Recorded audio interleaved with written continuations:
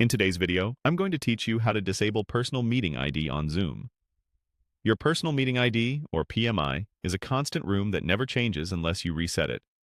It's convenient, but using it for every event can invite repeat access and uninvited drop-ins. Disabling it for scheduled meetings ensures Zoom generates a unique, more secure meeting ID each time. First, sign in to the Zoom web portal in your browser. This process is done on the web, not inside the desktop app. Once you're signed in, open your account area by selecting My Account on the left panel.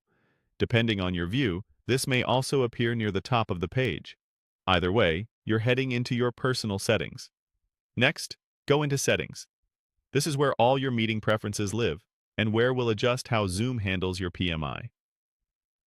Inside Settings, select the Meeting tab. You may see several tabs across the top, such as Meeting, Recording, and more. Make sure Meeting is active so you can access scheduling options. Within the Meeting tab, open the Schedule Meeting section. This section controls defaults for any meeting you set up going forward. If you don't see it right away, scroll a little. It's usually near the top of the meeting settings. Now, look for the option related to using your personal meeting ID when scheduling. It may appear as Enable Personal Meeting ID or something similar like Use Personal Meeting ID when scheduling a meeting. The wording can vary slightly, but the key is that it governs whether your PMI is applied to new scheduled meetings by default.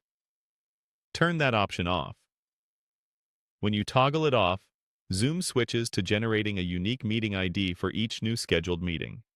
This simple change greatly reduces the chances of link reuse and keeps your events distinct.